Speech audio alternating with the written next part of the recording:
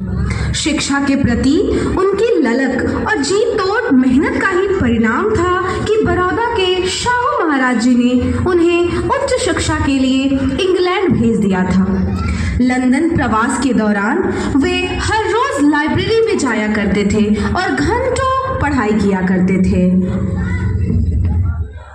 Why are you eating food in the library instead of going to the cafeteria? I'm going to cancel your membership and you will have to pay fine for this act. Please forgive me, sir. Don't cancel my membership. I need to study for the betterment of people of my society.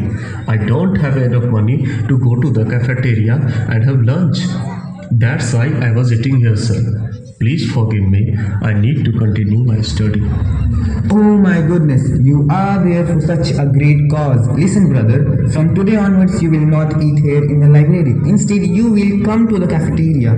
I will share my lunch with you every day. Thank you, sir. Thank you so much. Why do you always study? You never go anywhere to have some fun, as many do here. If I will have fun, then who will take care of my people? इसके बाद बाबा साहब भीमराव अंबेडकर ने Europe के भिन्न भिन्न विश्वविद्यालयों से 4 विषयों में पीएचडी की उपाधि हासिल की। भीमराव अंबेडकर भारतीय इतिहास के ऐसे इकलौते व्यक्ति हैं जिन्होंने दलितों और वंचितों को सामाजिक अधिकार दिलाने के लिए अपना संपूर्ण जीवन समर्पित कर दिया।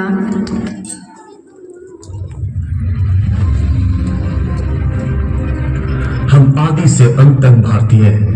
महात्मा आए और चले गए, परंतु अछूत अछूत ही बने हुए हैं। जाति एक धारणा है जो मन की अवस्था मात्र है। कुछ लोग सोचते हैं कि धर्म समाज के लिए आवश्यक नहीं है।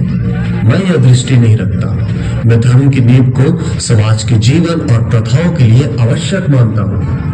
परंतु जो धर्म जन्म से एक को श्रेष्ठ और दूसरे को नीच बनाए रखे, वह धर्म नहीं गुलाम बनाए रखने का षड्यंत्र है।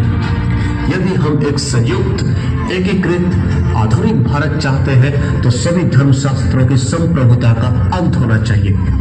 धर्म मनुष्य के लिए है, न कि मनुष्य धर्म के लिए।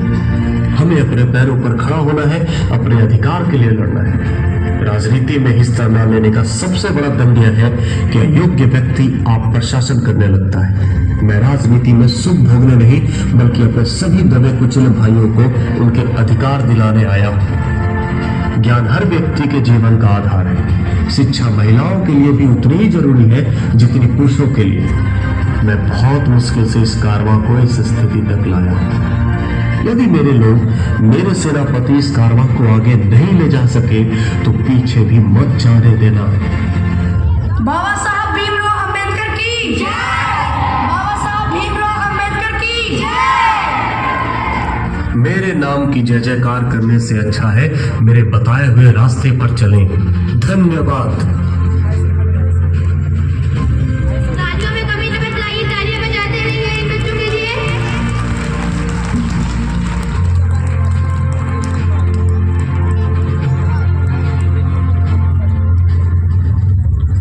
संविधान को भारतीय समाज के लिए एक मार्गदर्शक दस्तावेज के रूप में प्रस्तुत करने में डॉक्टर अंबेडकर की सबसे प्रभावी और निर्णायक भूमिका थी।